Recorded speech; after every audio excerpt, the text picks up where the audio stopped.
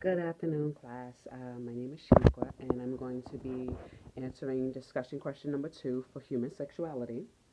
And that question was to discuss the results of your BSAS and how it connects to this week's reading.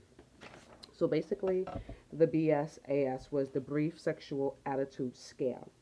And as I did the scale over the last couple of days, it made me think a lot about what I think about masculinity and femininity, as well as different roles in relation to gender. When we think about masculinity and femininity, Carol, 2015, from her book Sexuality Now Embracing Diversity, says that masculinity and femininity refers to the ideal cluster of traits that society attributes to each gender. And so when I was doing my BSAS, I think to some degrees the definitions of masculinity and femininity um, has shaped what I thought in regards to sexual attitudes. Because when I was looking at a lot of the items on the scale, for items 1 to 10, it talked about permissiveness. And I found that in a lot of those questions, I found myself answering either moderately disagreeing with the statement or strongly disagreeing with the statement. And with that, it made me think of how I've learned to understand femininity. And with that, femininity, excuse me, is being reserved, being classy, being sexy, not the aggressor or the initiator. And so a lot of the questions that were in 1 through 10 talked a lot about, having multiple partners, um, enjoying sex, even if the person doesn't enjoy it, and it's okay to have sex just for physical release, and sex is best with no strings attached, and all those different questions just really make me think like these are things that I'm not okay with. That doesn't mean that it's not okay for somebody else, but for me, I think my thought processing of femininity does not is not was not reflected in those item questions 1 through 10. But then when I did look into questions like 11 through 13, when it talked about birth control and responsibility of that, so forth and so on, I found myself agreeing with those statements more, because I think, in a way, when it comes to gender, because I am a female, I strongly believe and I strongly feel that when it comes to reproductiveness, that it should be a two-way street. It should be both people wanting to take responsibility for that, but more so myself as a female because of the fact that it is my body, and depending on what happens with my body, is the outcome of whether I did what I thought was best by my body.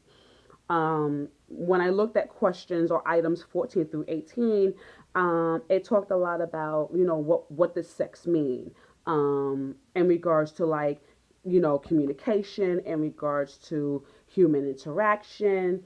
And with that, I found myself somewhat agreeing but disagreeing at the same time. And I noticed that I answered more in agreement in regards to communication and interaction between two people, but not so much agreeing with it being very important in life or that it's an overwhelming experience. I think it's something where two people collectively come together with it.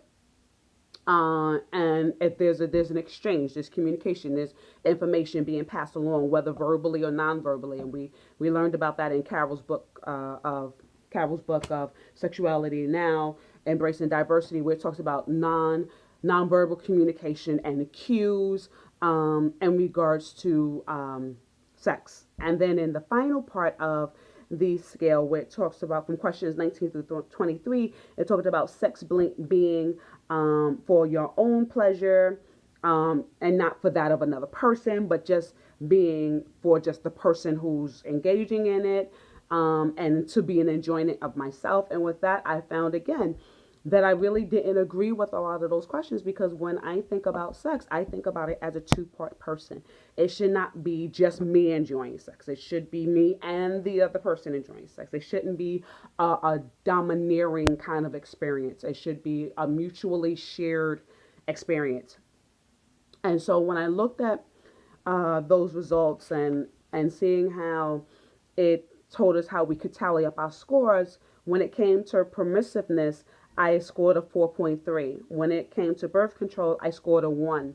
When it talked about communion, I scored a 2.2. When it talked about instrumentality, I got a 3.8.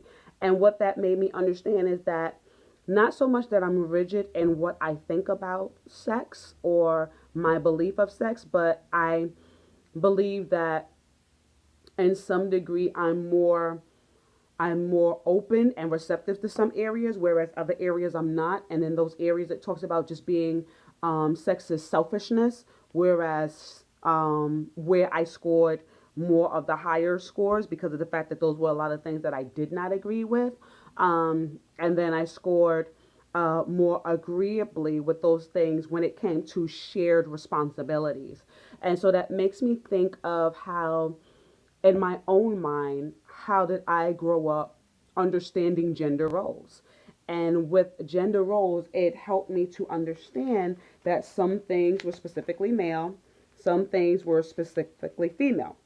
And then when I think about it, when I was reading Carol, it talked about gender stereotypes are fundamental to our ways of thinking, which makes it difficult to realize how thoroughly our conceptions of the world are shaped by gender issues. And I found that to be true in my own case, because when I think of gender, I sometimes do stereotype it to say men should only do these things, women should only do these things.